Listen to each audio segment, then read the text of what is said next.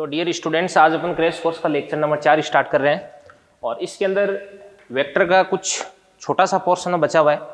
कल अपन ने dot product complete कर दिया था, क्रॉस प्रोडक्ट उसका बेसिक अपन ने कंप्लीट कर दिया था और मैंने आपको जाते जाते बोला था कि कल आते ही अपन जो applications of cross product discuss करेंगे, ठीक है ना। तो आज अपन applications of cross product discuss कर रहे हैं। तो क्रॉस प्रोडक्ट किस प्रकार से करते हैं ये मैंने आपको सब कुछ बता दिया था। तो देखिएगा, इसकी फर्स्ट एप्लीकेशन है to find a unit vector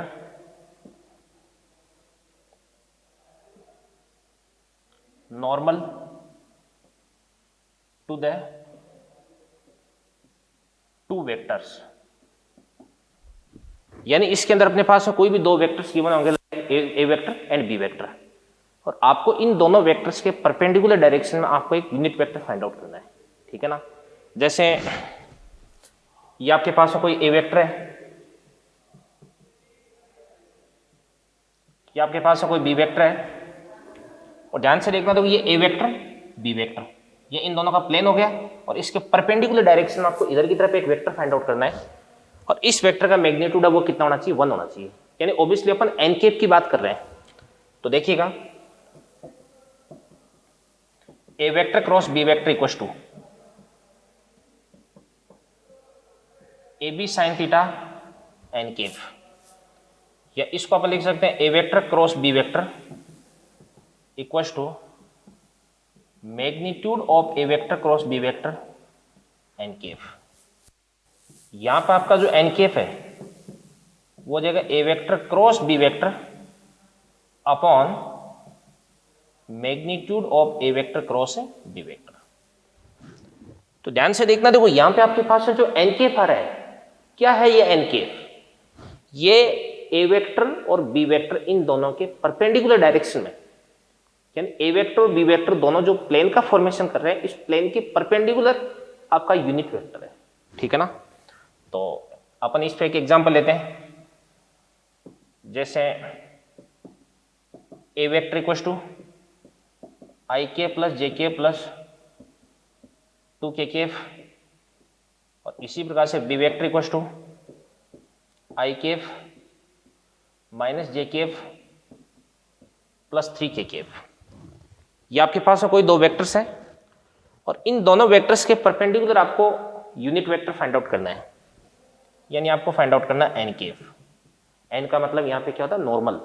normal का मतलब परपेंडिकुलर, यानी एक ऐसा वेक्टर आपको फाइंड आउट करना है जिसका मैग्नीट्यूड यूनिट है, 1 है, और इसकी डायरेक्शन ए वेक्टर और बी वेक्टर दोनों के परपेंडिकुलर है, ठीक है ना। तो चलो करते हैं। सबसे पहले अपन एक काम करते हैं, अपन ए वेक्टर क्रॉस बी वेक्टर कर लेते हैं। तो इसके लिए आई केफ जे केफ के केफ, ये हो जाएगा 1 1 2, ये 1 -1, ये आपके पास है 3। सबसे पहले आई केप लिख देंगे अपन, इसके बाद में 3 × 1 3 माइनस, और उसके बाद में 2 × -1 कितना हो जाएगा, -2, माइनस माइनस क्या हो जाएगा, +2 माइनस जे केफ, और इसके बाद में 3 × 1 3, और इसके बाद में माइनस का 2 × 1 2 हो गया, प्लस के केफ, तो 1 × -1 हो जाएगा, और इसके बाद में -1 × 1 कितना हो जाएगा आपके पास, 1 हो जाएगा। अब इसके बाद ध्यान से देखना, देखो 3 + 2 कितना हो जाएगा 5, तो 5 आई केफ, 3 - 2 कितना हो जाएगा 1, तो माइनस का जे केफ, और इसके बाद में -1 -2 हो जाएगा, तो ये आपके पास हो जाएगा माइनस का 2 के केफ। तो ये तो आपके पास ए क्रॉस भी आ चुका है। अब अपने को क्या फाइंड आउट करना है, एन केफ फाइंड आउट करना है। तो ध्यान से देखना, देखो एन केफ इक्वल्स टू क्या होता है, एन केफ ए वेक्टर क्रॉस बी वेक्टर। तो ए क्रॉस बी तो क्या हो जाएगा आपके पास में 5 आई केफ माइनस जे केफ -2 के केफ अपॉन क्या हो जाएगा, ए क्रॉस बी का मैग्नीट्यूड। तो इसी के मैग्नीट्यूड से इसको अपन डिवाइड कर देंगे। तो कैसे करेंगे, ध्यान से देखना, देखो 5 का स्क्वायर कितना हो जाएगा 25। किसी भी वेक्टर का मैग्नीट्यूड कैसे निकालते हैं, कई बार मैं आपको बता चुका हूं, x component, y component, z component तीनों का स्क्वायर करके ऐड करना, रूट करना है। तो 25 प्लस 1 प्लस 2 का स्क्वायर 4, तो ये कितना देगा आपके पास में √30, तो 5i minus j minus 2k upon √30, ये आपका आंसर हो गया। ठीक है ना। तो ध्यान से देखना, देखो कोई भी दो वेक्टर्स के परपेंडिकुलर डायरेक्शन में अगर आपको यूनिट वेक्टर फाइंड आउट करना है तो इस तरीके से अपन फाइंड आउट कर सकते हैं। इसके बाद नेक्स्ट एप्लीकेशन अपन डिस्कस करते हैं, देखिएगा।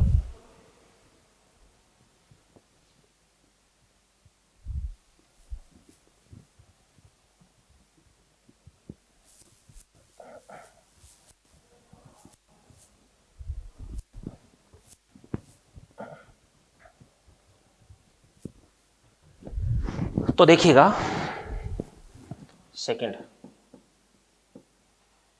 अगर ए वेक्टर और बी वेक्टर दोनों एक दूसरे के पैरेलल है तो ऑब्वियसली इन दोनों के बीच का एंगल थीटा इक्वल्स टू कितना देगा 0 डिग्री। तो इस स्थिति में साइन थीटा भी कितना देगा आपके पास है 0, और साइन थीटा अगर 0 देगा तो ए वेक्टर क्रॉस बी वेक्टर इसका जो मैग्नीट्यूड है वो भी कितना देगा आपके पास में 0 देगा। तो ध्यान से देखना, देखो इससे अपन ये चेक कर सकते हैं कि दोनों वेक्टर एक दूसरे के पैरेलल है या नहीं है। ठीक है ना। तो ये आपके पास है ax i Kaif, ay j Kaif, az k Kaif, ये तो ए वेक्टर हो गया। इसी प्रकार से B vector equal to bx i cap, by j cap plus bz k cap. और ध्यान से देखना, देखो ए क्रॉस बी आपके पास में 0 कब आएगा, ये मैं आपको बता देता हूं। जब दोनों के x कंपोनेंट का रेशियो क्या ax अपॉन bx बराबर होगा किसके, y कंपोनेंट के रेशियो के। तो ये आपके पास में क्या देगा ay upon by equals to क्या देगा आपके पास az अपॉन bz हो जाएगा। तो ध्यान से देखना, देखो जब दोनों वेक्टर्स के x कंपोनेंट का रेशियो y कंपोनेंट का रेशियो और z कंपोनेंट का रेशियो बराबर होगा तो इस स्थिति में आप करके देख लेना, आपको इन दोनों का जो क्रॉस प्रोडक्ट है वो 0 मिलेगा। और क्रॉस प्रोडक्ट 0 मिलने का मतलब ये हुआ कि दोनों एक दूसरे के पैरेलल हो जाएंगे। ठीक है ना, ये चीज होगी। इसी प्रकार से नेक्स्ट देखिएगा,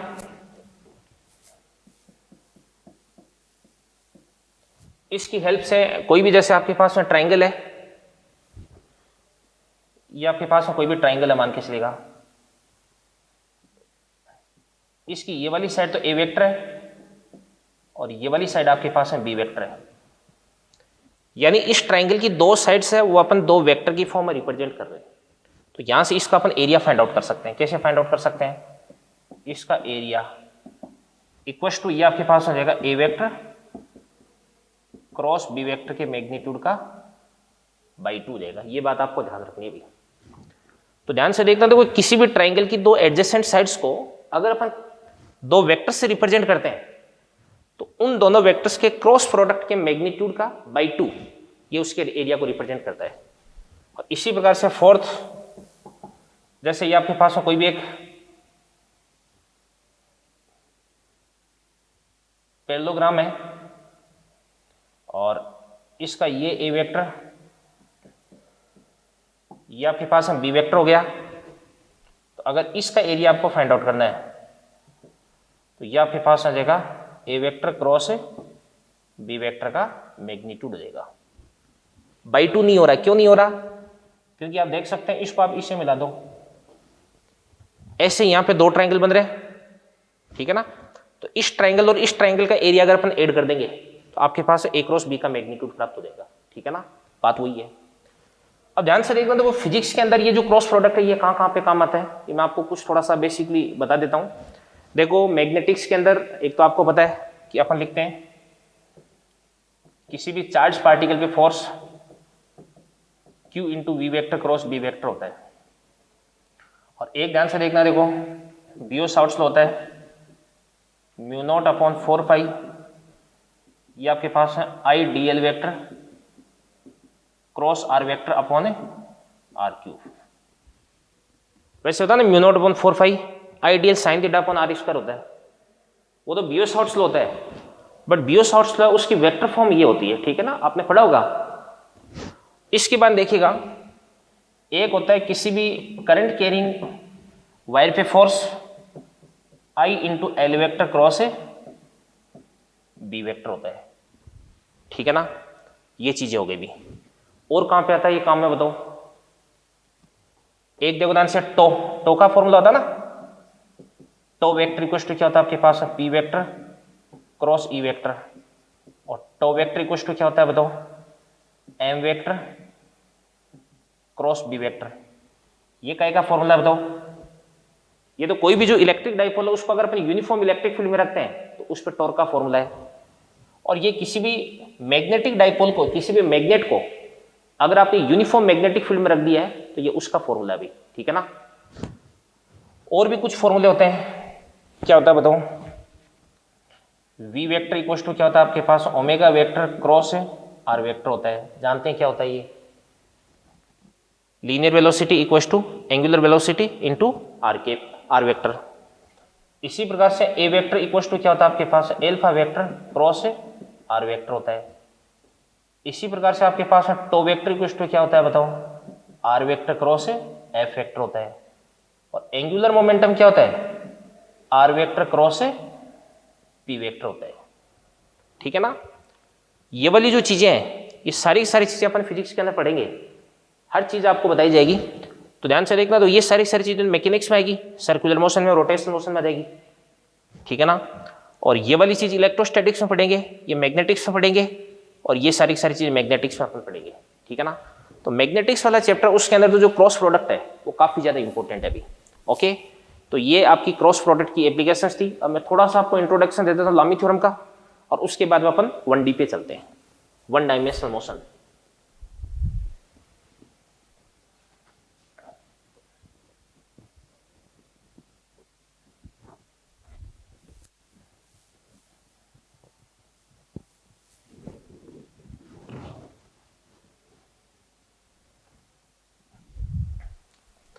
तो डियर स्टूडेंट्स देखिएगा,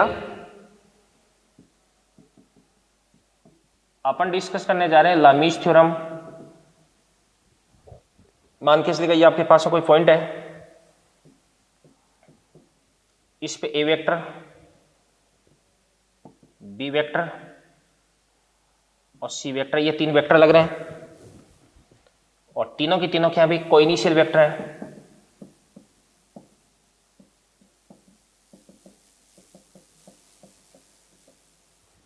कोइनिशियल वेक्टर्स किस प्रकार से हैं, ए vector plus B vector plus, तीनों का जो वेक्टर सम है वो आपको 0 होना चाहिए। ये दो कंडीशन अभी, एक तो तीनों वेक्टर सम को कोइनिशियल वेक्टर्स होने चाहिए, और एक तीनों का जो वेक्टर सम है वो अपने को 0 मिलना चाहिए। ए वेक्टर के सामने वाला जो एंगल है वो क्या हो जाएगा, एल्फा, बी के सामने वाला एंगल क्या हो जाएगा बताओ, बीटा, और सी के सामने वाला एंगल क्या हो जाएगा, इस प्रकार से गामा। तो इसको आप लिख सकते हैं a upon sine alpha, b upon sine beta, c upon sine gamma. इस थ्योरम को अपन बोलते हैं लामीज थ्योरम, ठीक है ना।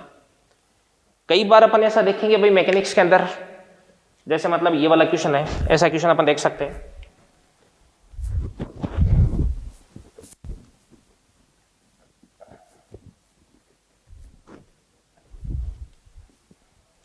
जैसे कोई स्ट्रिंग है और इसको आपने वर्टिकल के साथ में 45 डिग्री के एंगल पे यूं लगा रखा है, इधर की तरफ आपने कोई फोर्स लगा दिया F, और यहाँ पे ये आपने कोई 10 kg का ब्लॉक है वो लटका रखा है। तो इस F की वैल्यू आपको फाइंड आउट करनी है। तो ध्यान से देखना, देखो सुनो, ये 10 है तो इस पे नीचे की तरफ कितना हो जाएगा बताओ, 10G यानी 100 न्यूटन। इधर की तरफ क्या हो जाएगा आपके पास, टेंशन T आ जाएगा, ठीक है ना। अब देखिएगा ये वाला एंगल अगर आपके पास में 45 है तो ये वाला एंगल कितना हो जाएगा आपके पास में 135 डिग्री, ये वाला एंगल कितना हो जाएगा आपके पास में 90 डिग्री, और इसी प्रकार से ये वाला एंगल कितना हो जाएगा आपके पास में, ये वाला एंगल ये भी आपके पास हो जाएगा 135 डिग्री। तो अपन क्या लिख सकते हैं, देखो ध्यान से, ये 100 अपॉन इसके सामने वाला एंगल कितना हो जाएगा 135, तो ये आपके पास है साइन 135 डिग्री। इक्वल टू ये आपके पास f upon sine 135 degree equal to ये आपके पास है t अपॉन साइन 90 हो गया। ठीक है ना, दोबारा से देख लीजिए एक बार, ये यहां पे कितना हो जाएगा 100 upon sine 135 f upon sine 135 और फिर उसके बाद यहां से t अपॉन साइन 90 ये अपने पास आ जाएगा भाई। तो यहां से अपन इसको सोल्व करके t की वैल्यू भी फाइंड आउट कर सकते हैं और यहां से अपन f की वैल्यू भी फाइंड आउट कर सकते हैं। तो चलिए करते हैं, इसको अपन सोल्व करते हैं।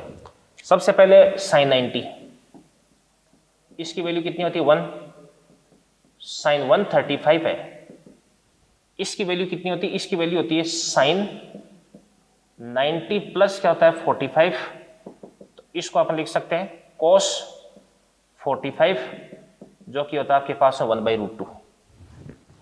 तो ये आपके पास में क्या बन जाएगा 100 और ये आपके पास है 1/√2, तो √2 इक्वल टू कितना देगा आपके पास f√2 और ये आपके पास में कितना देगा भाई t साइन 90 कितना देगा 1। तो यहां से t की वैल्यू है वो तो कितना देगा आपके पास 100√2 न्यूटन और उसी प्रकार से आपके पास में जो f है ये कितना देगा आपके पास में 100 न्यूटन आ जाएगा अभी। ठीक है ना, तो ये लामी थ्योरम से अपन इस क्वेश्चन को सोल्व कर दिया है। और फ्रेंड्स इसके साथ में अपना एक बहुत ही इंपॉर्टेंट चैप्टर वेक्टर फिनिश होता है। मैंने आपको पहले भी बताया था कि वेक्टर का डायरेक्टली क्वेश्चन आया नहीं है, बट इसकी जो इनडायरेक्ट एप्लीकेशन है वो अपन हर चैप्टर के अंदर देखेंगे। ठीक है ना, जैसे मैंने आपको बताया कि जैसे जो रिलेटिव मोशन है उसमें तो बिना वेक्टर के अपन आगे भी नहीं बढ़ सकते, और फिर उसके बाद मैकेनिक्स पे जैसे बहुत सारे फोर्सेज किसी बॉडी पे लग रहे हैं उनका नेट निकालना है। ठीक है ना, वेलोसिटी का डिफरेंस निकालना है, कहीं पर भी दो वेक्टर्स का सम करना है, उनका सबस्ट्रैक्शन करना है। तो हर केस में हर सिचुएशन में अपने को वेक्टर उसकी एप्लीकेशन से काम में लेनी पड़ेगी। ठीक है ना, तो अब इसके बाद में अपन स्टार्ट करेंगे थोड़ी देर बाद में वन डायमेंशनल मोशन। ठीक है, तो डियर स्टूडेंट्स अभी अपन स्टार्ट करने जा रहे हैं मैकेनिक्स का बहुत इंपॉर्टेंट बहुत शानदार चैप्टर जिसका नाम है 1D। और 1D के अंदर कुछ चीज़ें हैं जैसे डिस्प्लेसमेंट है, डिस्टेंस है, स्पीड है, वेलोसिटी है, एक्सलेरेशन है, इक्वेशंस ऑफ मोशन है। ठीक है ना, बस यही चीज़ें हैं और कुछ ग्राफिकल प्रॉब्लम्स है। तो अगर आपने इस लेक्चर को प्रॉपरली अटेंड किया तो 1D समझने में ये लेक्चर आपके लिए काफ़ी हेल्पफुल साबित होगा, ऐसा मेरा विश्वास है। तो आप डेफिनेटली हर एक चीज़ को ध्यान से सुनिएगा। ठीक है ना, आराम से एक एक चीज़ को मैं समझाऊंगा जितना रिक्वायर्ड होगा।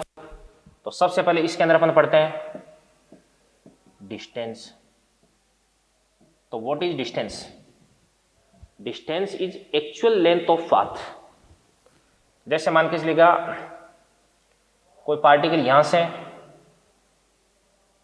इनिशियल से फाइनल तक जाता है इस पाथ पे चलते हुए, तो यहाँ पे ये सारे जो छोटे छोटे एलिमेंट्स हैं उनको अगर अपन ऐड कर देंगे तो अपने पास में ये जो पाथ इसकी एक्चुअल लेंथ आ जाएगी। इसको अपन क्या बोलते हैं बताओ? डिस्टेंस बोलते हैं। अब ये जो डिस्टेंस होती है वेक्टर क्वांटिटी की स्केलर क्वांटिटी है, आप सबको मालूम है स्केलर क्वांटिटी है। इसके बाद इसकी यूनिट क्या होती है बताओ? इसकी ऐसा यूनिट क्या होती है? मीटर होती है। ओके, अब सुनो ध्यान से देखना, देखो कुछ बातें और बता देता हूं मैं आपको। देखो कोई भी पार्टिकल अगर चल रहा है तो चाहे वो आगे जाए चाहे पीछे आए, उसके द्वारा कवर की गई जो डिस्टेंस है वो तो हमेशा बढ़ती है। जैसे मान के चलिएगा मैं आगे की तरफ चला 1 2, अगर मैं पीछे चलूंगा तो ध्यान से देखना, तो ऐसा नहीं कि 2 से वापस 1 0 हो जाएगा, ये तो डिस्प्लेसमेंट होता है। डिस्टेंस तो हमेशा बढ़ती है। अगर अपन सुबह अपने घर से रवाना होकर के कुछ डिस्टेंस चल करके फिर उसके बाद वापस अपने घर पे आ गए, तो इसका मतलब ये थोड़ा ना है कि अपन ने टोटल डिस्टेंस है वो 0 कवर किए, नहीं। तो देखिएगा, देखो ध्यान से, डिस्टेंस की क्या खास बात होती है? डिस्टेंस है वो पॉजिटिव होती है, नेगेटिव हो सकती है कि डिस्टेंस नहीं, क्योंकि ये तो लेंथ है, लेंथ नेगेटिव थोड़ी ना होगी। इसके बाद ध्यान से देखना, देखो पॉजिटिव हो सकती है, क्या ये नेगेटिव हो सकती है? क्या नहीं। क्या 0 हो सकती है? क्या नहीं। क्या डिस्टेंस बढ़ती है? क्या यस। क्या डिस्टेंस कभी घट सकती है क्या? नो। क्यों नहीं घट सकती? क्योंकि पार्टिकल अगर रुक गया, स्टॉप हो गया, तो उसकी जो डिस्टेंस है वो कांस्टेंट हो जाएगी, बट घटेगी थोड़ी ना। अगर वापस पीछे की तरफ चलने लग गया तो उसकी डिस्टेंस है वो तो ऑब्वियसली इंक्रीज होगी। तो ये बातें आपके लिए ग्राफ बनाने में बहुत हेल्पफुल साबित होगी भी। ठीक है। सेकंड,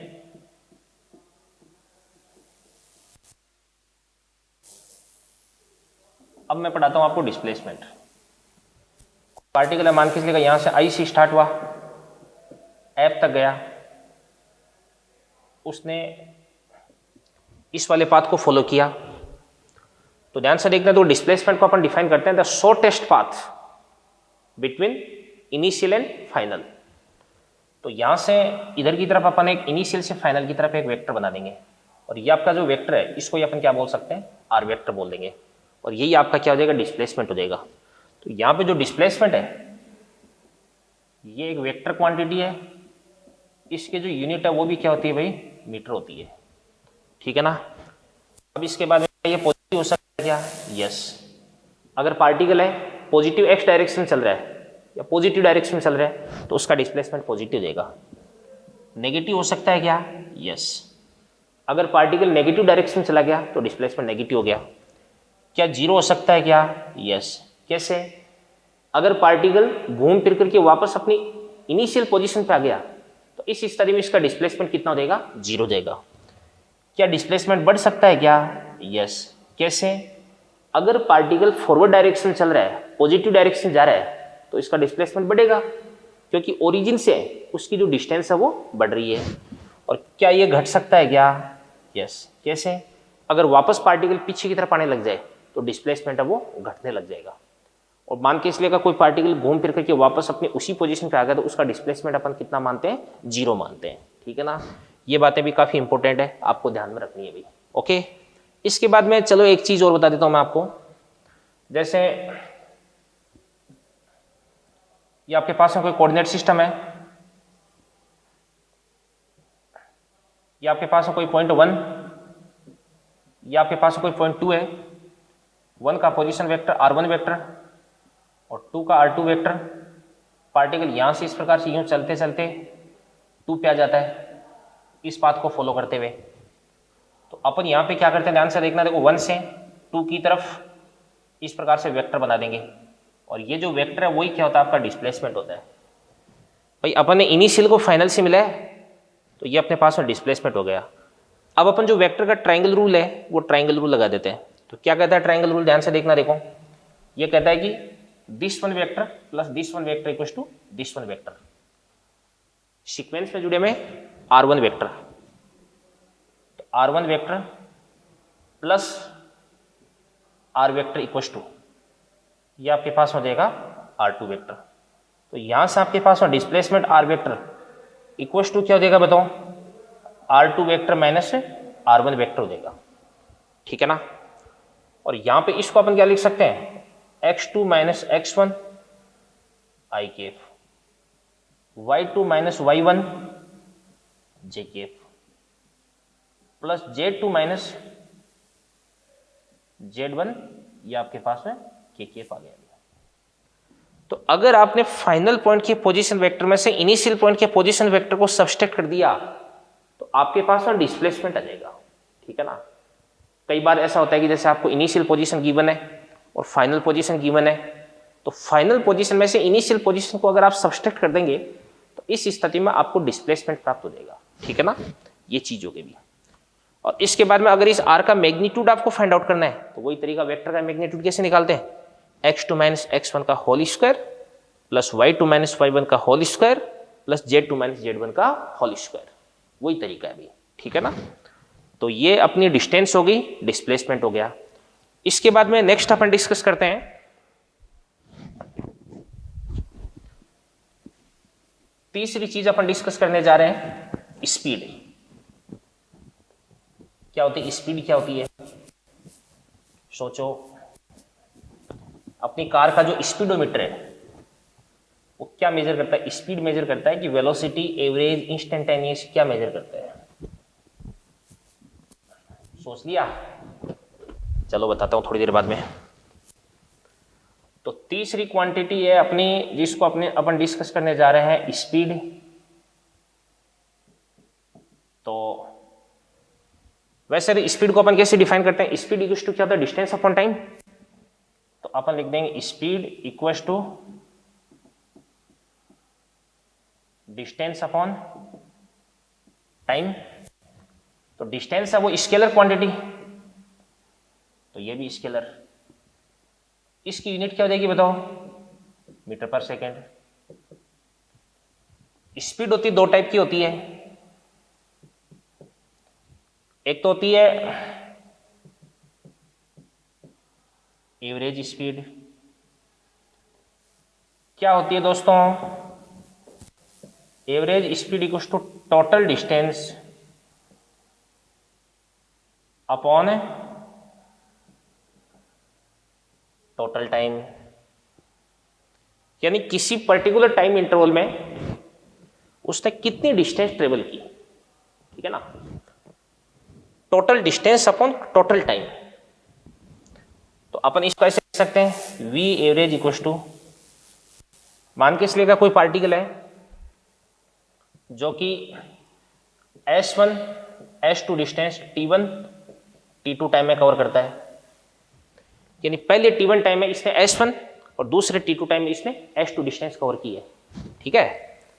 तो टोटल डिस्टेंस कितनी हो जाएगी आपके पास? S1 प्लस S2, और टोटल टाइम कितना हो जाएगा आपके पास? T1 प्लस T2, ठीक है?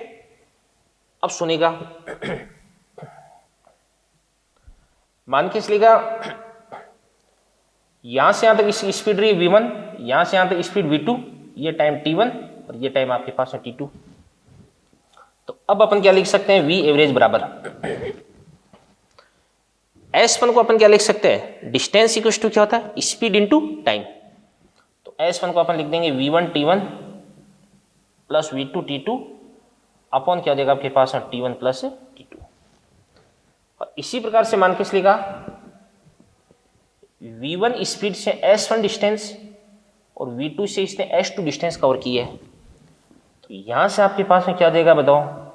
V एवरेज इक्वल टू, ऊपर तो आपके पास में क्या देगी? Total distance S1 plus S2 आपको गिवन है। भाई इस वाले केस में तो डिस्टेंस S1 S2 दे नहीं रखी थी, तो S1 S2 को अपन ने V1 T1 V2 T2 से रिप्लेस कर दिया था। समझ में आ रहा है ना? आराम से एकदम बिल्कुल कंसंट्रेट करके एक एक चीज को ध्यान से अगर आप सुनेंगे, ध्यान से देखेंगे तो समझ में आएगा, ठीक है ना? ऐसा नहीं कि लेक्चर को स्टार्ट कर लिया फिर उसके बाद इधर उधर अपन देख रहे हैं तो कुछ भी पता नहीं चलेगा भी, ठीक है ना? कंसंट्रेशन बहुत जरूरी है, ठीक है ना? एकदम बिल्कुल अकेले माहौल में बैठ करके फिर उसके बाद में लेक्चर है उसको मोबाइल में या लैपटॉप में, ठीक है ना, डेस्कटॉप में कहीं पर भी चला करके बिल्कुल एकदम अच्छे से कंसंट्रेट करके आप देखेंगे तो ये आपको इसका बेनिफिट मिलेगा, और बहुत बेनिफिट मिलेगा ऑब्वियसली। क्योंकि एक ही लेक्चर के अंदर आप सोचो अपन पूरी 1D है उसको एक प्रकार से रिकेप कर देंगे, ठीक है ना? तो S1 प्लस S2 और नीचे टाइम, तो T1 T2 तो है ही नहीं यहाँ पे, तो टाइम को अपन कैसे निकाल सकते हैं? डिस्टेंस को स्पीड से डिवाइड करके। तो ये आपके पास में क्या देगी? S1 अपॉन V1 प्लस क्या देगा आपके पास? S2 अपॉन V2 हो जाएगा, ठीक है ना? अब देखिएगा ध्यान से, देखो इधर की तरफ अपन चलते हैं। अपन एक केस देखते हैं कि अगर T1 T2 बराबर हो जाए, तो T1 T2 अगर बराबर हो जाएगा तो अपन क्या लिख सकते हैं?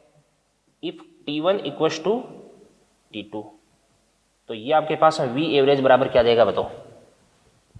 इसको भी T लिख दो, इसको भी T T T, तो नीचे 2T आ जाएगा, T को कॉमन लेके काट दो, तो ये आपके पास आ जाएगा V1 प्लस V2 बाई 2।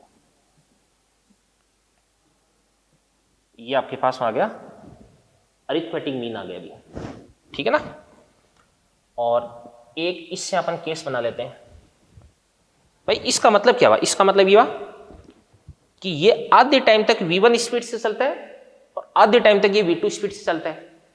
जैसे मान के चलेगा यहां से मेरे को मेरे घर जाना है और मेरे घर की डिस्टेंस यहां से 2 किलोमीटर है, 1 किलोमीटर में 30 की स्पीड से चला और 1 किलोमीटर में 60 की स्पीड से चला, तो मेरा जो एवरेज है वो कितना आ जाएगा? 45 आ जाएगा, ठीक है ना? इसी प्रकार से इफ यहां पे S1 इक्वल टू क्या देगा आपके पास है,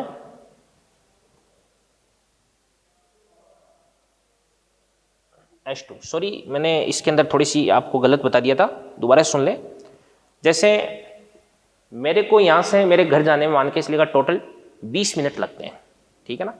इस 20 मिनट में से आधे टाइम यानी 10 मिनट तो मैं 30 से चला और आधे टाइम में 60 से चला, ठीक है ना, क्योंकि यहाँ पे टाइम का फैक्टर है, डिस्टेंस वाला तो इसके अंदर आएगा।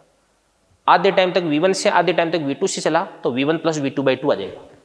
यहाँ पे S1 S2 बराबर अगर आप पुट कर दोगे तो सॉल्व करने पे आपके पास आ जाएगा V एवरेज इक्वल टू कितना देगा आपके पास है 2 V1 V2 upon V1 plus V2 आ जाएगा।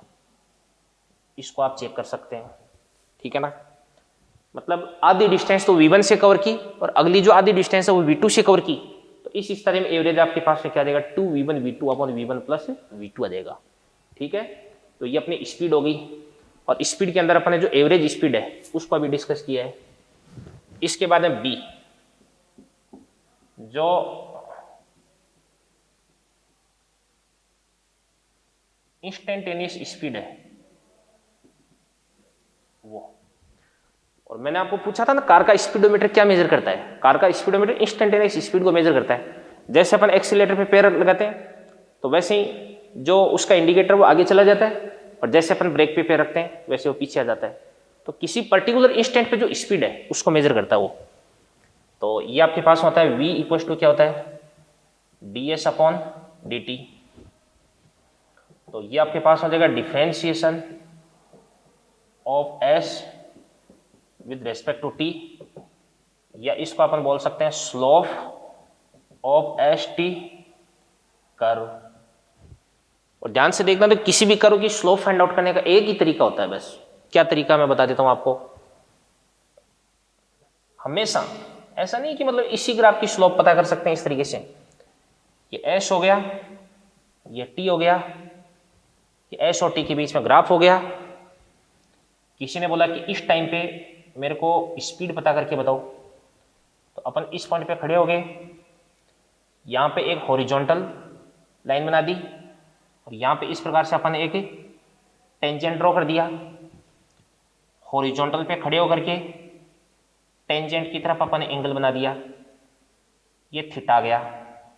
और ध्यान से देखना, देखो जो स्लोप होती है वो हमेशा टेन थीटा होती है, और जो स्लोप है वो किसको बताती है v को बताती है, यानी स्पीड को बताती है। तो ध्यान से देखना, देखो डिस्टेंस वर्सेस टाइम ग्राफ की किसी भी पॉइंट पे अगर आपने हॉरिजॉन्टल और टेंजेंट के बीच का एंगल मेजर करके उसका टेन थीटा कर दिया तो वो आपको स्पीड की वैल्यू बताएगा। किसकी वैल्यू बताएगा स्पीड की वैल्यू, ठीक है ना। तो ये अपना स्पीड, इंस्टेंटेनियस, एवरेज सब कुछ कंप्लीट हो गया है। अब इसके बाद में अपन चलते हैं वेलोसिटी पे।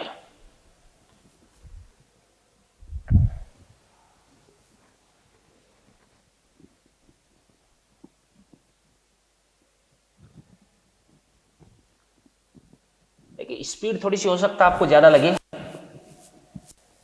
क्योंकि भाई क्रैश कोर्स पढ़ रहे हैं अपन, ठीक है ना। और आपको बताया कि 54 लेक्चर्स के अंदर अपने को पूरी फिजिक्स कवर करनी है। 54 इंटू 1.5 81 आवर्स में 81 घंटे, 81 घंटे में अपन पूरी फिजिक्स उसको गो थ्रू करेंगे। तो आप समझ सकते हैं कि स्पीड थोड़ी सी रखनी पड़ेगी, बट फिर भी इस दौरान में जो एग्जाम ओरिएंटेड टॉपिक्स है उन पे ज़्यादा फोकस करूंगा, और जहां से अब तक क्वेश्चंस आए उन्हीं टॉपिक्स पे मैं ज़्यादा फोकस करूंगा। अभी तो क्या बेसिक पोर्शन चल रहा है, तो इसमें हर चीज़ आपको बतानी जरूरी है, क्योंकि मैं सीधा अगर जैसे इक्वेशंस ऑफ मोशन पे चला जाऊंगा तो फिर उसके बाद में बार बार जैसे डिस्टेंस, डिस्प्लेसमेंट ये नाम आते जाएंगे, तो आपको पता नहीं चलेगा कि क्या चीज़ें ये, ठीक है ना। तो ये बतानी जरूरी है। तो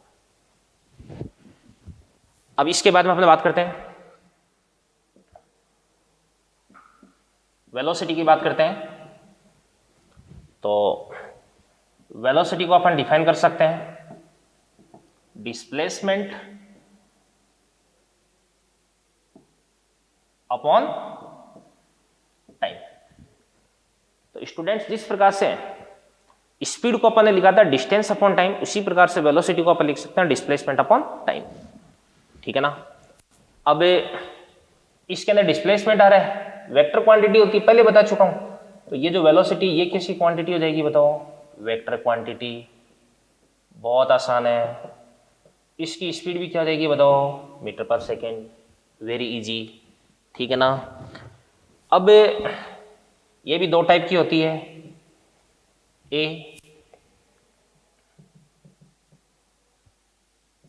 एवरेज वेलोसिटी।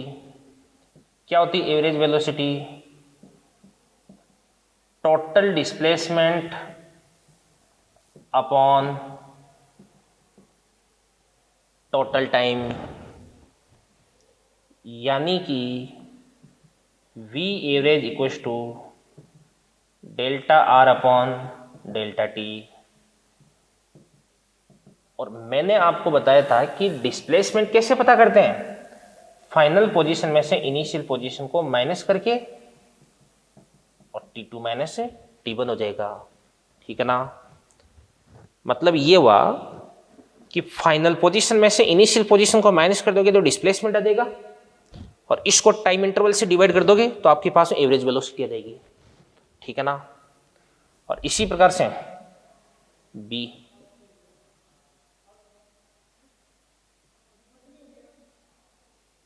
इंस्टेंटेनियस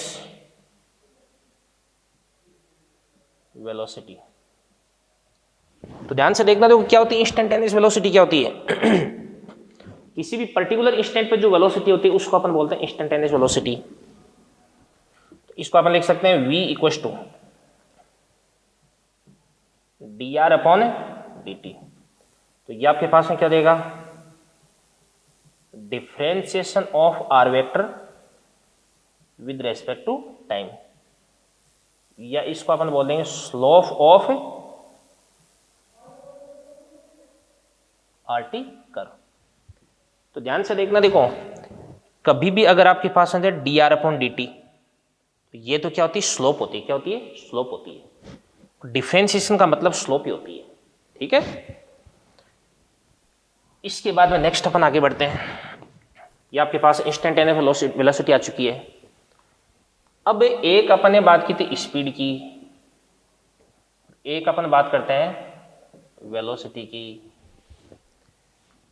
क्या स्पीड पॉजिटिव हो सकती है क्या? यस। क्या वेलोसिटी पॉजिटिव हो सकती है क्या? यस। वेलोसिटी पॉजिटिव होने का मतलब पार्टिकल पॉजिटिव डायरेक्शन मूव कर रहा है। ठीक है ना। जैसे पॉजिटिव डायरेक्शन में 10 मीटर पर सेकंड की स्पीड से मूव कर रहा है तो उसकी वेलोसिटी हो जाएगी +10। क्या स्पीड नेगेटिव हो सकती है क्या? नो। क्या वेलोसिटी नेगेटिव हो सकती है क्या? यस। क्योंकि वेलोसिटी के पास में तो डायरेक्शन होती है, स्पीड की कोई डायरेक्शन नहीं है। अगर इधर जा रहा है तो +10 और इधर जा रहा है तो भी 10। ठीक है ना। क्या स्पीड 0 हो सकती है क्या? यस। क्या ये भी 0 हो सकती है क्या? यस। कैसे? कोई पार्टिकल अगर रुक गया तो न तो उसकी डिस्टेंस चेंज हो रही है टाइम के रेस्पेक्ट में, और नहीं उसका डिस्प्लेसमेंट चेंज हो रहा है, तो उसकी स्पीड और वेलोसिटी दोनों क्या हो जाएंगे भाई? 0 हो जाएंगे। क्या स्पीड बढ़ सकती है क्या? ऑब्वियसली। क्या वेलोसिटी बढ़ सकती है क्या? बिल्कुल। क्या स्पीड घट सकती है क्या? घट सकती है। और क्या ये भी घट सकता है क्या? यस। कोई दिक्कत नहीं है। ठीक है। और एक चीज और बता देता हूं, इंस्टेंटेनियस स्पीड और इंस्टेंटेनियस वेलोसिटी, इन दोनों का मैग्नीट्यूड एक ही होता है किसी पर्टिकुलर इंस्टेंट पे।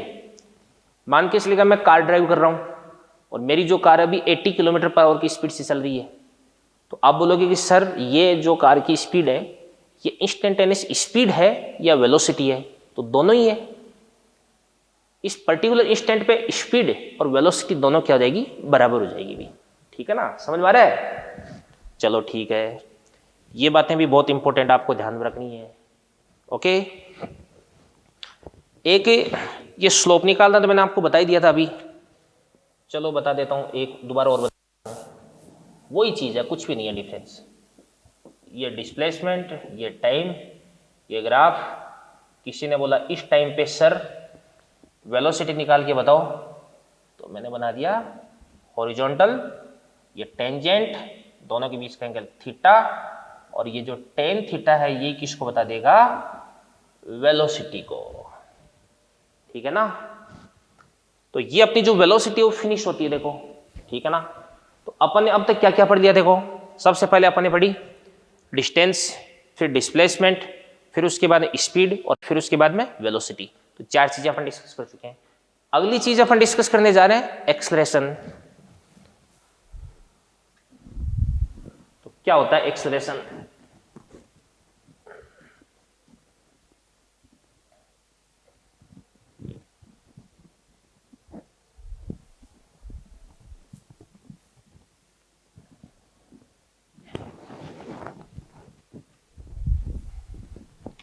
ऐसा नहीं लेक्चर देखते देखते बीच में व्हाट्सएप चलाने लग गए, फेसबुक चलाने लग गए, ऐसे पढ़ाई नहीं आएगी। ठीक है ना। लेक्चर आपको बिल्कुल एकदम जैसे आप क्लास में बैठे हैं, क्लासरूम का जैसा माहौल होता है वैसा सराउंडिंग अगर आप डेवलप करेंगे तो ये आपकी बातें समझ में आएगी भाई। ठीक है ना। ऐसे नहीं 10 मिनट देख लिया फिर उसके बाद में कौन कौन बोलने वाला है, पानी पीने चले गए, घूमने चले गए, ठीक है ना, बंद करके, ठीक है ना, कुछ खाने पीने लग गए, ऐसे नहीं होता है। आपको 1.5 घंटे का, 1.25 घंटे का जो भी लेक्चर है, कम से कम एक लेक्चर तो आपको कंटिन्यूसली लेना ही है, इतनी तो आपकी सीटिंग होनी चाहिए। ठीक है ना। और फिर उसके बाद में एक लेक्चर कंप्लीट होने के बाद में 5-10 मिनट का आप ब्रेक ले सकते हैं, फिर उसके बाद दूसरा लेक्चर स्टार्ट किया आपने। ठीक है ना। बिल्कुल क्लासरूम का जैसा माहौल होता है वैसा माहौल अगर आप बनाएंगे तभी स्टडी हो पाएगी, ऐसे नहीं होती भाई। ठीक है ना।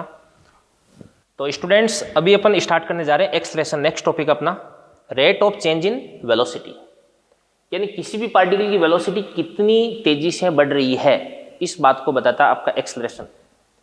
जैसे मान के चलिए कि किसी पार्टिकल की वेलोसिटी हर सेकंड 5-5 की ग्रोथ कर रही है तो उसका एक्सलेरेशन हो जाएगा 5 मीटर पर सेकंड स्क्वायर। 10-10 की ग्रोथ कर रही है तो 10 मीटर पर सेकंड स्क्वायर हो जाएगा। ठीक है ना। तो ये भी एक प्रकार की वेक्टर क्वांटिटी होती है।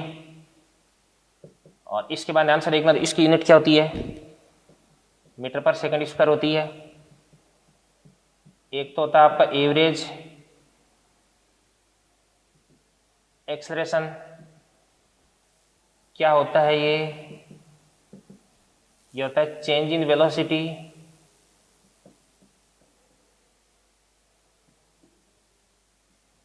Upon total time. मतलब ये हुआ delta V vector upon delta T, यानी v2 minus v1 upon t2 minus t1। Let us consider velocity at time t1 equals to v1 vector and velocity at time t2 equals to v2 vector. Then change in velocity equals to v2 minus v1 and total time equals to t2 minus t1. ठीक है ना। और ध्यान से देखना, देखो direction of average acceleration equals to direction of change in velocity. ये जो चेंज इन वेलोसिटी की डायरेक्शन आती है ना, वही आपके पास एक्सेलरेशन की डायरेक्शन होती है।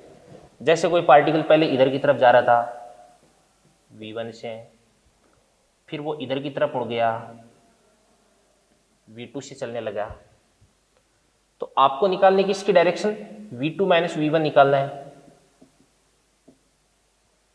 तो इसके लिए आपको क्या करना पड़ेगा बताओ, कल मैंने आपको बताया था ना वेक्टर वाले चैप्टर में, v2 plus minus v1 vector. तो ये तो v2 रहा और इसके अंदर माइनस v1 को अपन ऐड कर देंगे। तो कैसे करेंगे देखिएगा,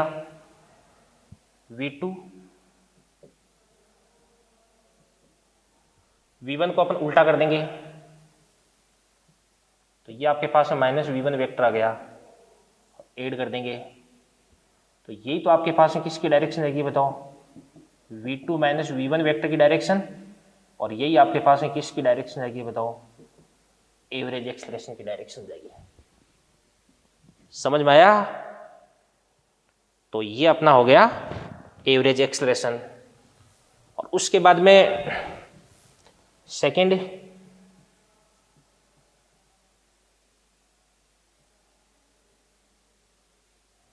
मैं आपको बताते जाता हूं इंस्टेंटेनियस एक्सलेरेशन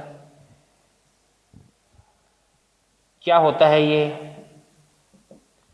भाई किसी भी पर्टिकुलर टाइम पर वेलोसिटी किस रेट से चेंज हो रही है, तो इसको अपन बोल देते हैं dv अपॉन dt। क्या है ये, differentiation of velocity with respect to time, या इसको अपन क्या बोल सकते हैं, स्लोप ऑफ वीटी कर्व। और स्लोप अपन कैसे पता करते हैं, मैंने आपको बता रखा है, तीसरी बार बता रहा हूं आज। इस पॉइंट पे आपको एक्सप्रेशन पता करना है, तो यहां पे हॉरिजॉन्टल, यहां पे टेंजेंट, दोनों के बीच का एंगल थीटा पता कर लो, और इसका टेन थीटा है वही आपके पास में क्या हो जाएगा, इंस्टेंटेनियस एक्सलेशन हो जाएगा। ठीक है ना। अब मैंने आपको जितना भी बताया है, इन सारी की सारी चीजों को एक बार मैं आपको रिकेप करवा देता हूं। देखो काम काम की जो बातें हैं वो,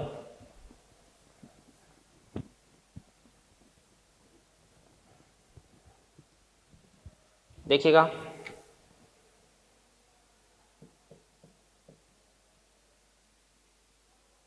displacement, velocity, time, sorry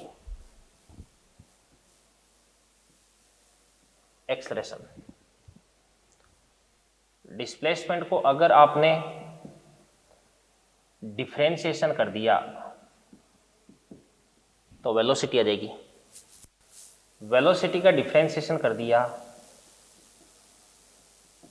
acceleration आ जाएगा, एक्सलेशन का अगर आपने इंटीग्रेशन कर दिया तो वेलोसिटी आ जाएगी, और वेलोसिटी का अगर आपने इंटीग्रेशन कर दिया तो आपके पास में डिस्प्लेसमेंट आ जाएगा। कैसे करते हैं ये इंटीग्रेशन, ये मैं आपको बता देता हूं। देखो मैंने आपको बताया था कि v वेक्टर इक्वल्स टू क्या होता है आपके पास है dr अपॉन dt, ये तो आपको याद होगा ऑब्वियसली। तो यहां से आपके पास है dr वेक्टर इक्वल्स टू क्या हो जाएगा आपके पास है v dt। फिर दोनों तरफ से आपको क्या करना है, इसका इंटीग्रेशन करना है। यहां पे तो आपके पास है v1, यहां पे तो टाइम आ जाएगा t1 t2, यहां पे r1, ये आपका R2 हो गया। तो देखिएगा dr का इंटीग्रेशन क्या हो जाएगा r, तो R2 माइनस R1 बन जाएगा। तो इसको अपन लिख देंगे delta r, R2 vector minus से R1 वेक्टर इक्वल्स टू क्या हो जाएगा बताओ, integration of v with respect to t from t1 to t2। अगर आपने वेलोसिटी का टाइम के रेस्पेक्ट में इंटीग्रेशन कर दिया तो आपके पास में क्या देगा, डिस्प्लेसमेंट आ जाएगा। इस चीज को एक बार दोबारा से देख लीजिएगा। देखो ये तो अपने पढ़ रखा v equals to dr by dt, तो dr equals to v dt, limits लगा दी, t1 पे r1, t2 पे r2, इसको इंटीग्रेट किया, r2 माइनस r1 आ गया, ये आ गया। ठीक है ना। इसी प्रकार से एक्सप्रेशन इक्वल्स टू क्या होता है आपके पास में dv अपॉन dt, तो यहां से आपके पास है dv इक्वल्स टू क्या हो जाएगा बताओ, a dt,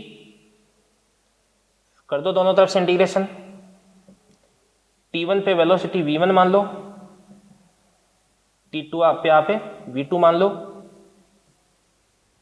dv का इंटीग्रेशन v2 माइनस v1 आ जाएगा। इसको अपन बोल देंगे delta v vector, v2 minus v1, तो ये आपके पास आ जाएगा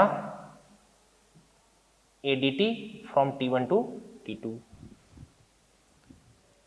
तो ध्यान से देखना, देखो एक्सलेरेशन को अगर आपने इंटीग्रेट किया टाइम के रेस्पेक्ट में तो वेलोसिटी आ गई, और वेलोसिटी को अगर आपने टाइम के रेस्पेक्ट में इंटीग्रेट किया तो आपके पास में डिस्प्लेसमेंट आ गया। ठीक है ना। ये बातें भी आपको ध्यान में रखनी है। ठीक है ना। इसके बाद में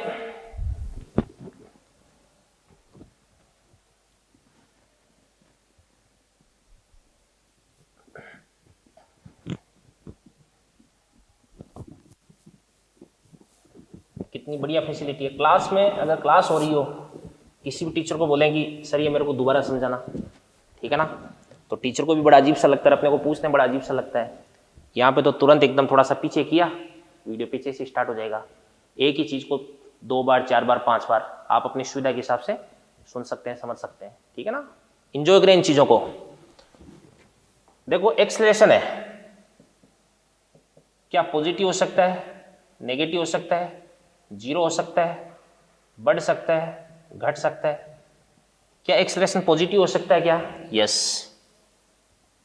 अगर वेलोसिटी पॉजिटिव डायरेक्शन बढ़ रही है, क्या नेगेटिव हो सकता है क्या? यस।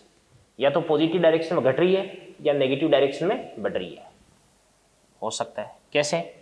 जैसे किसी भी बॉडी की वेलोसिटी 10 है, 10 से 8 हुई, 6 हुई, 4 हुई, तो इस स्थिति में इसका जो एक्सेलरेशन है वो नेगेटिव हो जाएगा।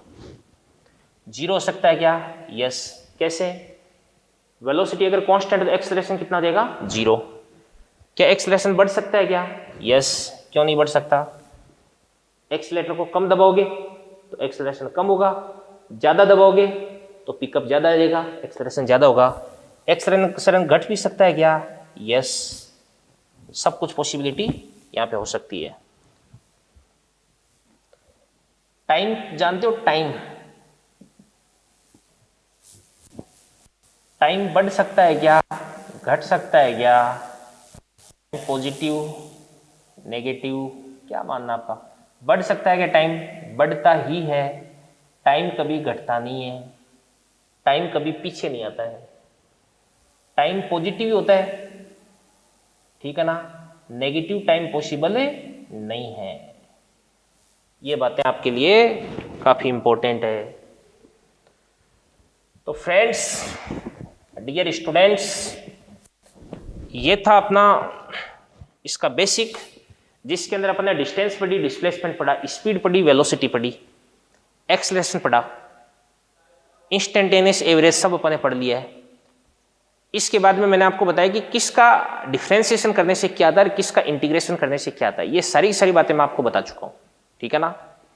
अब इसके बाद में मैं आपको पढ़ाने जा रहा हूं इक्वेशंस ऑफ मोशन।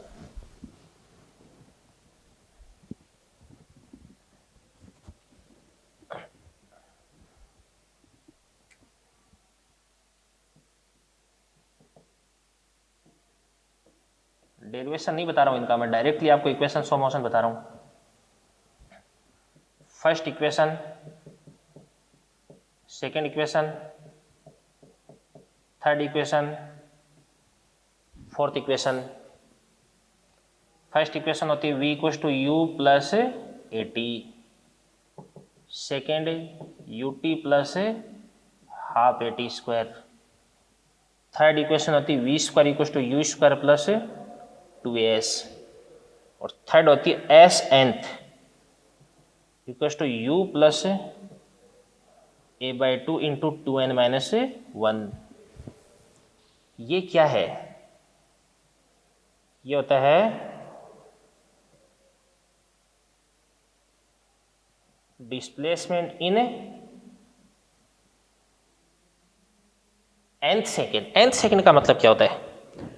कई बार ऐसे बोल दिया जाता है ना, 5वें सेकेंड का डिस्प्लेसमेंट कितना होगा, 6वें सेकेंड का डिस्प्लेसमेंट कितना हो जाएगा। क्या होता है 5वां सेकेंड? क्या होता है? t इक्वल्स टू 4 से लेके t बराबर 5 के बीच का जो टाइम होता है ना, उसको अपन क्या बोलते हैं? 5वां सेकेंड बोलते हैं, 5th सेकेंड बोलते हैं। जैसे अपन बोलते हैं ना कि मेरे को 16वां साल चल रहा है, मेरे को 30वां साल चल रहा है। जैसे मेरे को 30वां साल चल रहा है, इसका मतलब क्या हुआ कि मैं 29 कंप्लीट करके 30 की तरफ जा रहा हूं, तो ये 30वां साल हो गया, ठीक है ना।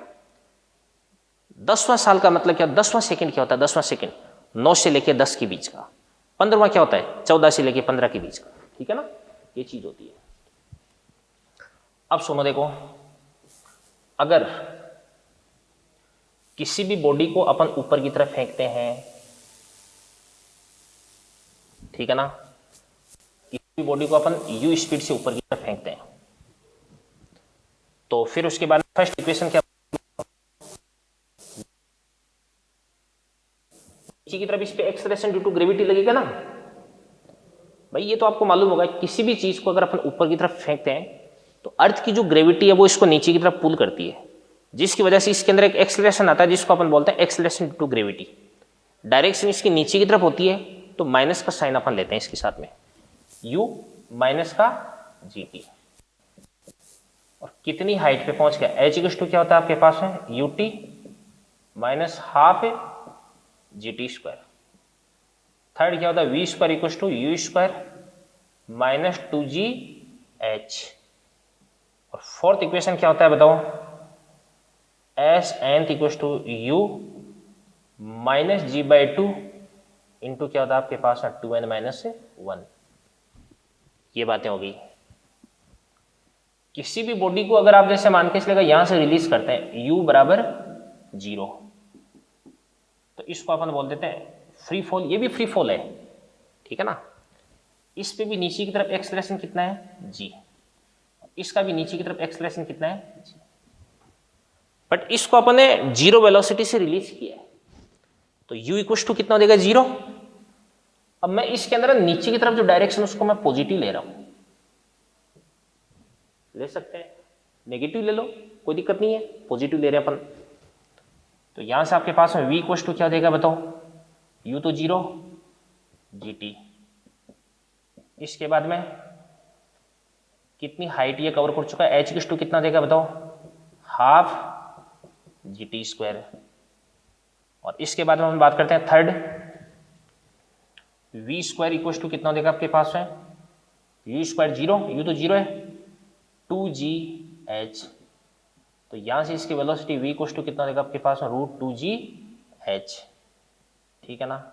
और third s nth equal to u तो 0 g बाई 2 इंटू कितना देगा आपके पास 2n माइनस 1 हो जाएगा।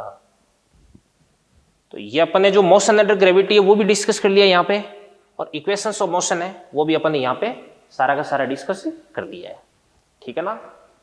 तो इनको एक बार आप देख लीजिएगा। और वैसे बताने की जरूरत नहीं है, यहाँ पे आपका जो u है ये क्या है, initial velocity at t equal to 0, v क्या है भाई फाइनल वेलोसिटी, t क्या है टाइम,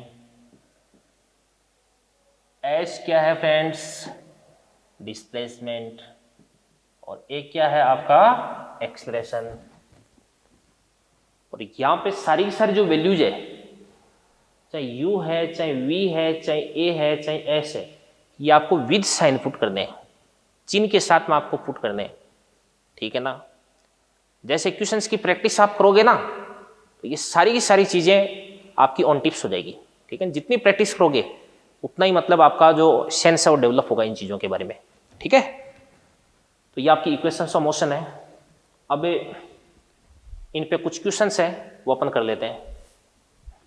तो देखिए डियर स्टूडेंट्स, अपने को कुछ क्वेश्चंस करने हैं। तो यहाँ पे 1 2 3 तीन क्वेश्चंस मैंने आपके सामने लिख दिए हैं। सबसे पहला क्वेश्चन देखिएगा, मैं आपको समझा देता हूँ। आपको जो डिस्प्लेसमेंट x है वो दे देगा T cube minus 6t square plus 4, यानी ये रिलेशन अपने को बता रहा है कि इस पार्टिकल का डिस्प्लेसमेंट टाइम के रेस्पेक्ट में किस प्रकार से चेंज हो रहा है। अब आपको बोला जा रहा है when v equals to 0 find x। जब पार्टिकल की वेलोसिटी 0 हो जाएगी तो उस टाइम इसका डिस्प्लेसमेंट क्या होगा, ये आपको पूछ रखा है। When acceleration equals to 0 find velocity. जब पार्टिकल का एक्सेलरेशन 0 हो जाएगा तो उस टाइम इसकी वेलोसिटी क्या हो जाएगी। तो चलो इस क्वेश्चन को अपन सॉल्व करते हैं। तो सबसे पहले क्वेश्चन 1 में पिक करता हूं। x इक्वल्स टू कितना देर का आपको टी क्यूब माइनस कितना देर का आपको 6t स्क्वायर प्लस 4। अपन जानते हैं वेलोसिटी डिस्प्लेसमेंट को डिफरेंशिएट करने से मिलेगी। डिफरेंशिएशन आपको आना चाहिए। टी क्यूब का कितना होता है भाई 3t स्क्वायर, 6t स्क्वायर का कितना होता है बताओ 12t, और 4 का कितना देगा 0। और इसके बाद में एक्सेलरेशन क्या होता है बताओ dv अपॉन dt। तो वेलोसिटी आपके पास है ये आ चुकी है इसको फिर से टाइम के रेस्पेक्ट में डिफ्रेंशिएट कर दो तो क्या बन जाएगा आपके पास में, तो 3t² का कितना हो जाएगा 6t माइनस 12t का कितना हो जाएगा आपके पास में 12। अब सबसे पहले इसके अंदर फर्स्ट क्या बोल रखा है, ये बोल रहा है व्हेन v इक्वल्स टू 0, तो इस v को 0 कर दो, 3t² माइनस कितना देगा 12t बराबर 0, तो यहां से आपके पास 3t² इक्वल्स टू कितना देगा 12t, t cancel out by t, तो यहां से t इक्वल्स टू कितना देगा बताओ 4 सेकेंड, यानी t इक्वल्स टू 4 सेकेंड पे इस पार्टिकल की वेलोसिटी 0 जाएगी, और t इक्वल्स टू 4 अपन पुट कर देंगे x वाले फॉर्मूले में, तो यहां से आपके पास x इक्वल्स टू कितना देगा 4 क्यूब 6 4 स्क्वायर प्लस 4 64 माइनस इसके बाद में 96 प्लस क्या हो जाएगा आपके पास में 4 हो जाएगा, तो इसको अपन सॉल्व करते हैं, कितना देगा देखिएगा 64 प्लस 4 68, और 68 में से 96 को माइनस कर दूंगा मैं, ठीक है ना, तो क्या देगा बताइए 68 में से 96 को माइनस कर देंगे 28 आ रहा है क्या माइनस का 28 मीटर,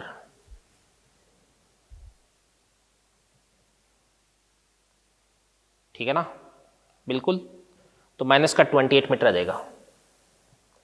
इसके बाद में इसके सेकेंड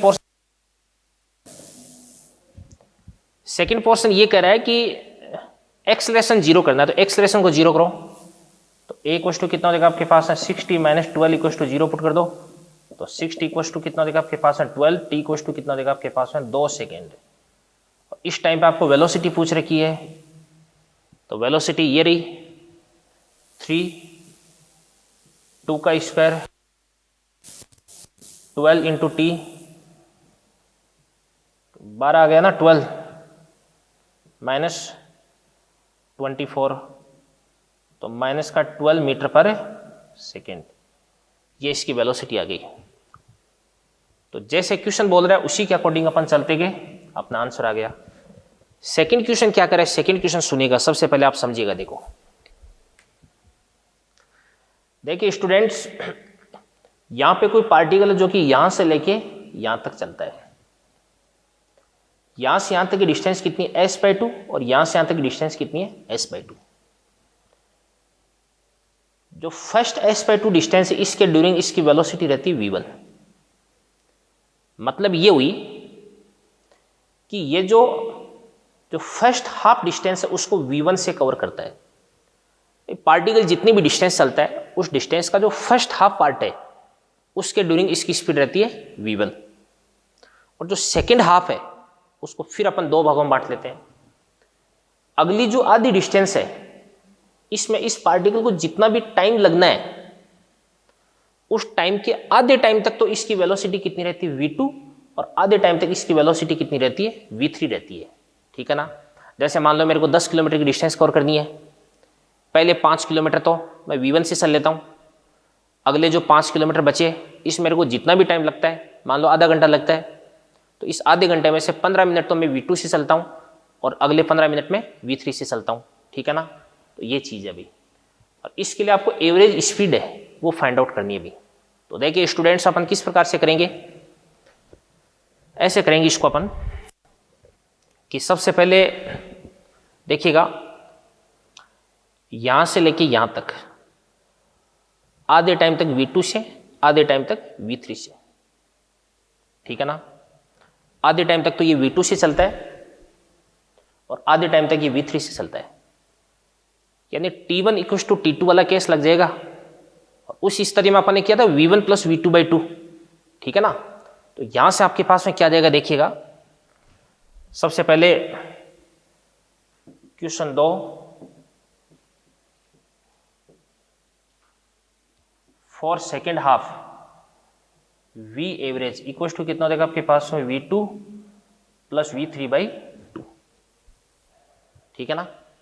यहां से यहां तक अपन एवरेज निकाल लिया। अब इसको भूल जाओ, आप तो ये मान लो कि पहली जो आधी डिस्टेंस है वो तो v1 से कवर करता है, और अगली जो आधी डिस्टेंस है वो v2 प्लस v3/2 से कवर करता है। ठीक है ना। अब इस क्वेश्चन को ऐसे समझिएगा कि first half distance covers with speed v1 and second half distance covers with speed v2 plus v3/2। Average आ गया ना अपने पास में। तो अब आधी डिस्टेंस ये, आधी डिस्टेंस ये, तो अब अपन लिख सकते हैं v एवरेज इक्वल टू क्या होता है आपके पास में, बताओ, 2 v1 v2 upon v1 plus v2, तो 2 v1 v average 1 upon v1 plus v average dash. तो चलिए वैल्यू पुट करते हैं अपन। तो 2 v1 का v1 v एवरेज 1 कितना देगा आपके पास में, v2 plus v3/2 divided by v1 plus v average dash कितना देगा, v2 plus v3 divided by 2। तो चलो इसको स्टार्ट करते हैं।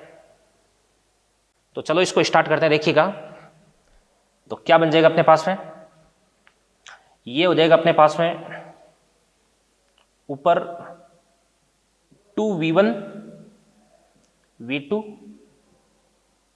प्लस, इसको क्यों अपन एक्सपेंड कर रहे हैं, ऐसे चलने दो। तो ये अपने पास बन जाएगा 2v1 इंटू क्या देगा आपके पास में v2 plus v3 divided by 2 आ रहा है। और यहां पर आपके पास में क्या बन जाएगा बताओ, 2 को एलसीएम ले लेंगे, 2v1 प्लस क्या देगा आपके पास में v2 plus v3 divided by 2। इस वाले 2 से ये वाला 2 कैंसिल आउट हो जाएगा और यही अपना आंसर आ जाएगा। और एक बहुत ही शानदार क्वेश्चन सॉल्व हो चुका है। तो स्टूडेंट्स देखो मैंने इसके अंदर क्या किया है, यहां से यहां का और यहां से यहां का टाइम बराबर है, तो v1 प्लस v2/2 वाला फॉर्मूला लगा दिया। यहां से यहां की और यहां से यहां की डिस्टेंस बराबर है, तो 2v1 v2 अपन v1 प्लस v2 वाला फॉर्मूला लगा दिया। ये बातें तो अपन डिस्कस कर चुके हैं, कोई नई बातें थोड़ी ना कर रहा हूं मैं। ठीक है। इसके बाद नेक्स्ट देखिएगा, थर्ड क्वेश्चन क्या कर रहा है, एक बहुत ही शानदार अच्छा क्वेश्चन है ये।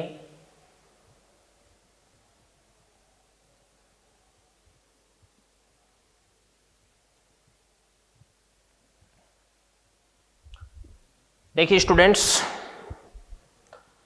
Velocity of a particle is given by t v equal to t minus 2, यानी टाइम के रेस्पेक्ट में इस पार्टिकल की वेलोसिटी ऐसे चेंज हो रही है। Average velocity and average speed for first 4 seconds, इस पार्टिकल को अपन 4 सेकेंड के लिए चलने देते हैं, ठीक है ना। और इस 4 सेकेंड के लिए इस पार्टिकल की एवरेज स्पीड और एवरेज वेलोसिटी आपको फाइंड आउट करती है। अब यहाँ पे एवरेज स्पीड और एवरेज वेलोसिटी अलग अलग पूछ रहा है, तो अपने को थोड़ा सा यहाँ पे सावचेत रहना पड़ेगा। कैसे कि यार एवरेज वेलोसिटी तो वेक्टर क्वांटिटी है। पार्टिकल अगर रिटर्न बैक हो गया, अगर पार्टिकल ने यू टर्न ले लिया, पार्टिकल वो पलटी मार के वापस आ गया, तो एवरेज वेलोसिटी और एवरेज स्पीड वो कम हो सकती है, अलग अलग हो सकती है, मतलब चेंज हो सकती है। तो यहाँ पे देखो v equal to t minus 2, minus का साइन भी आ रहा है, इसका मतलब पार्टिकल पलटी मारता है। और मैं आपको बता देता हूँ पार्टिकल कहाँ पे पलटी मारेगा, कहाँ पे ये यू टर्न लेगा, जहाँ पे इसकी वेलोसिटी कितनी हो जाएगी, 0। ठीक है ना। तो ध्यान से देखना, देखो क्वेश्चन थर्ड में सोल्व कर रहा हूं। 8 U turn point, velocity of particle is 0, और अपन जानते हैं वेलोसिटी v इक्वल टू कितना दे रखा आपको, t minus 2 equal to 0 put कर दो, तो t बराबर कितना देगा आपके पास है, 2 सेकेंड। तो t बराबर 0 पे पार्टिकल मोशन स्टार्ट करता है, t बराबर 2 पे पलटी मारता है, और t बराबर 4 तक अपने को बात करनी है इस क्वेश्चन में। ओके, अब देखिएगा v इक्वल टू कितना दे रखा आपके पास है, t माइनस 2, और v को अपन लिख सकते हैं, क्या लिख सकते हैं फ्रेंड्स, dx बाई dt। तो यहां से आपके पास में क्या बन जाएगा, dx बराबर t माइनस 2 इंटू क्या देगा dt, कर दो इंटीग्रेशन, dx का इंटीग्रेशन क्या देगा x टी का इंटीग्रेशन क्या हो जाएगा बताओ, टी स्क्वायर बाई 2, इंटीग्रेशन आप सीख लेना, -2 का कितना हो जाएगा आपके पास में 2t, ये आपके पास x आ गया। सबसे पहले अपन बात करते हैं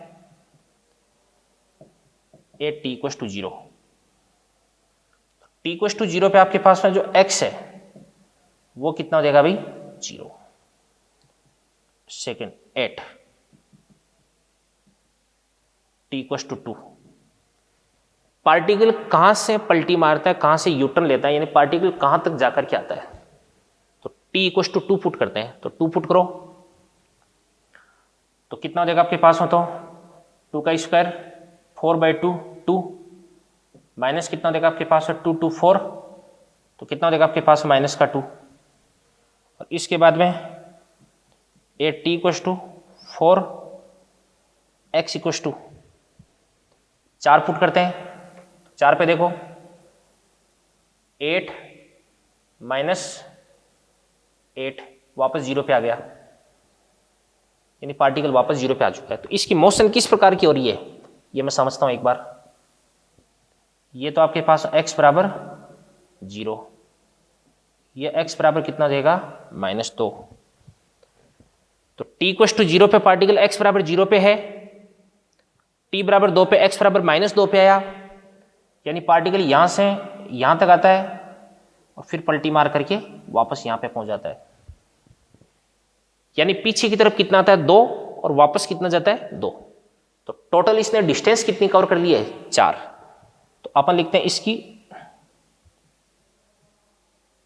डिस्टेंस इक्वल टू कितना देगा आपके पास में 2 + 2 इक्वल टू 4 मीटर। तो इसकी जो एवरेज स्पीड है ये तो कितने देगी डिस्टेंस अपॉन टाइम कितना देगा आपके पास में 4, ये तो आपके पास 1 मीटर पर सेकेंड होगी। और इसके बाद में अगर अपन इसका डिस्प्लेसमेंट देखते हैं तो डिस्प्लेसमेंट तो आपको पता है पार्टिकल जहां से स्टार्ट हुआ वापस वहीं पे पहुंच चुका है, तो डिस्प्लेसमेंट कितना देगा इसका 0। तो इस स्थिति में इसकी जो एवरेज स्पीड है, एवरेज वेलोसिटी है, वो भी कितनी हो जाएगी आपके पास में 0। तो ये भी आपके पास में बहुत ही इंपॉर्टेंट बहुत अच्छा क्वेश्चन था। तो स्टूडेंट्स जिन क्वेश्चंस के अंदर पार्टिकल यूटर्न लेता है, यानी पार्टिकल की वेलोसिटी की डायरेक्शन चेंज होती है, ठीक है ना, उन क्वेश्चंस के अंदर एवरेज स्पीड और एवरेज वेलोसिटी डिफरेंट अपने को प्राप्त होती है, ये बात अपने को ध्यान में रखनी है। ओके, चलो इसके बाद में कुछ और क्वेश्चंस अपन देखते हैं। तो डियर स्टूडेंट्स, बोर्ड पे अपने सामने 2 क्वेश्चंस और मैंने लिख रखे हैं। देखिए इस क्वेश्चन को ध्यान से देखिएगा, यहाँ पे वेलोसिटी वर्सेस टाइम ग्राफ आपको गिवन है। तो t इक्वल टू 0 पे वेलोसिटी इसकी 0 है, t इक्वल टू 5 पे बढ़ करके 10 हो जाती है, फिर उसके बाद में कांस्टेंट वेलोसिटी रहती है t इक्वल टू 10 तक, और फिर उसके बाद इसकी वेलोसिटी घट करके 0 हो जाती है। तो इसमें सबसे पहले आपको पूछा जा रहा है टोटल डिस्टेंस ट्रेवल्ड, पार्टिकल ने टोटल कितनी डिस्टेंस ट्रेवल की। तो ध्यान से देखना, देखो अपने को पता है वेलोसिटी और टाइम के बीच में जो ग्राफ दे रखा है, इस ग्राफ के नीचे का जो एरिया है वो एरिया किसको बताएगा, डिस्प्लेसमेंट को बताएगा। तो फर्स्ट तो अपन बात करते हैं डिस्टेंस या displacement equals to area under vt curve. तो इसके नीचे का एरिया निकाल दो। तो एरिया कैसे निकाल सकते हैं भाई अपन भाई, यहाँ पे ये अपने पास में एक ट्रेपेजियम बन रहा है, तो ट्रेपेजियम का एरिया निकाल दो 1/2 into sum of parallel sides.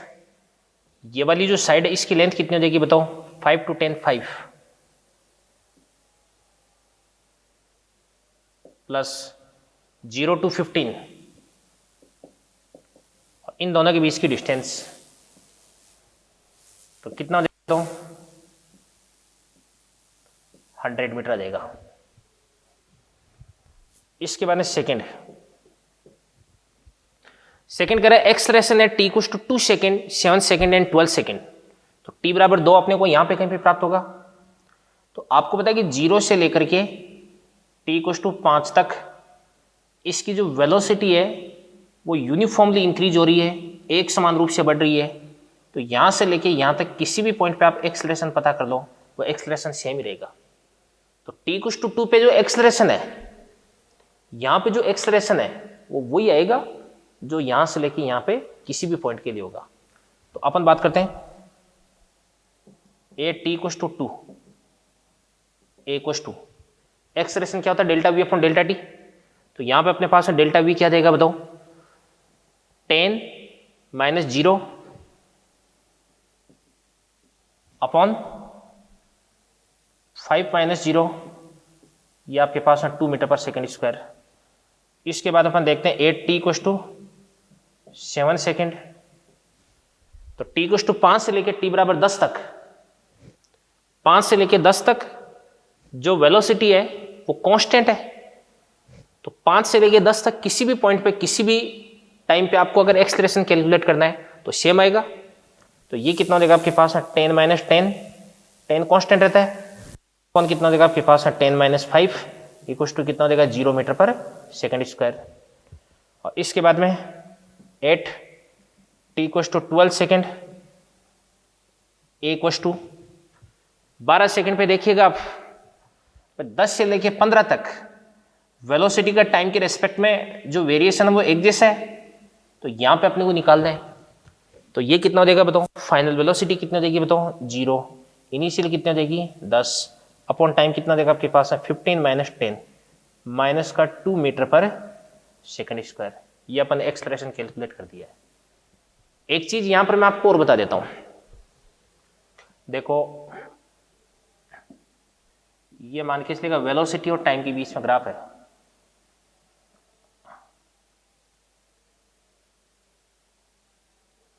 ये वाला जो एरिया वो तो A1 मान लो और ये वाला एरिया A2 मान लो। अगर आपको ये वाला टाइम T1 और ये वाला टाइम T2, अगर आपको डिस्टेंस पता करनी है तो इसके लिए A1 और A2 को आपको ऐड करना है। और अगर आपको डिस्प्लेसमेंट पता करना है तो पॉजिटिव एरिया में से नेगेटिव एरिया को आपको माइनस करना है। ऊपर वाले नीचे वाले एरिया को अगर आपने जोड़ दिया तब तो डिस्टेंस आ जाएगी, और ऊपर वाले में से नीचे वाले एरिया को अगर आपने सबस्ट्रेट कर दिया तो इस स्थिति में आपके पास में डिस्प्लेसमेंट आ जाएगा। ठीक है ना। अगर आपको एवरेज स्पीड पता करनी है तो A1 + A2 upon T1 + T2। अगर आपको एवरेज वेलोसिटी पता करनी है तो A1 - A2 upon T1 plus क्या देगा आपके पास में T2 देगा, क्योंकि अपन जानते हैं एवरेज स्पीड = क्या होता है डिस्टेंस अपॉन टाइम, और एवरेज वेलोसिटी = क्या होता है आपके पास में डिस्प्लेसमेंट अपॉन टाइम होता है। तो ये कुछ क्वेश्चंस मैंने आपको और बताएं। इसके बाद में कुछ इंपॉर्टेंट क्वेश्चंस मैं आपको और बता देता हूं। तो डियर स्टूडेंट्स देखिएगा,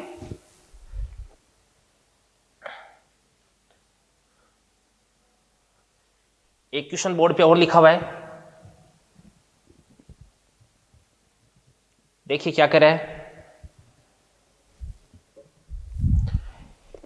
क्वेश्चन मैंने शॉर्ट में लिखा है, आप समझिएगा इसको। देखो देखो कोई पार्टिकल है जो मोशन कर रहा है, चल रहा है, और इसकी मोशन की इंफॉर्मेशन आपको गिवन है। t = 0 से लेके 4 तक इसका डिस्प्लेसमेंट है 64, यानी पहले 4 सेकंड में पार्टिकल 64 मीटर की डिस्टेंस ट्रेवल कर लेता है, राइट। 4 से लेके 8 तक इसका डिस्प्लेसमेंट है 32 मीटर, यानी अगले 4 सेकंड में पार्टिकल 32 मीटर की डिस्टेंस ही ट्रेवल करता है। तो इसका मतलब क्या हुआ कि पार्टिकल वो एक्सेलरेशन हो रहा है पार्टिकल का या रिटार्डेशन हो रहा है? ऑब्वियसली रिटार्डेशन हो रहा है, क्योंकि पहले 4 सेकंड में ज्यादा डिस्टेंस और अगले 4 सेकंड में कम डिस्टेंस ट्रेवल कर रहा है, इसका मतलब पार्टिकल का रिटार्डेशन हो रहा है। अब वो एक्सेलरेशन हो रहा है रिटार्डेशन हो रहा है वो बाद की बात है, अपन इसके अंदर इनिशियल वेलोसिटी और एक्सेलरेशन ये अपन पता करने वाले हैं। तो सबसे पहले अपन लिखते हैं इस क्वेश्चन के अंदर t = 0 से लेकर के 4 तक अपन लगाते हैं कौन सी इक्वेशन बताओ। u पूछा है, एक्सेलरेशन पूछा है, इसके बाद में आपको s आपको गिवन है और टी की बात कर रहे हैं तो कौन सा इक्वेशन लग सकता है? Second equation. तो s equals to u t, u को यू मान लो, टाइम कितना हो जाएगा आपके पास में बताओ? 4 सेकेंड। तो 4u प्लस हाफ टी कितना हो जाएगा? 4 16, तो कितना हो जाएगा आपके पास में? 64 इक्वल्स टू 4u और प्लस कितना हो जाएगा आपके पास में? 8a। इक्वेशन नंबर 1 बन गया। अगला देखिएगा आप, अब अगर अपन t कुछ टू 4 से लेके 8 तक, t कुछ टू 4 से लेके t कुछ टू 8 तक अगर अपन इक्वेशन ऑफ मोशन सेकंड लगाएंगे तो t कुछ टू 4 पे आपको वेलोसिटी निकालनी पड़ेगी, इनिशियल वेलोसिटी। तो फिर उसके बाद में फर्स्ट इक्वेशन से वो वेलोसिटी निकाल के फिर यहां पे पुट करनी पड़ेगी, क्योंकि जो u वेलोसिटी है वो तो t कुछ टू 0 पे है। t कुछ टू 4 से 8 अगर आप लगा रहे हो तो 4 पे जो वेलोसिटी है वो आपको अलग से कैलकुलेट करनी पड़ेगी। तो अपन एक काम करते हैं, 0 से लेके 8 तक ही लगा देते हैं, क्योंकि 0 पे तो वेलोसिटी u ही है। तो t कुछ टू 0 से लेके 8 तक लगा देते हैं। तो टोटल कितनी डिस्टेंस ये कवर कर रहा है? देखो ध्यान से, ये आपके पास हो जाएगी टोटल डिस्टेंस 96, तो इसको अपन बोल देंगे 96 मीटर।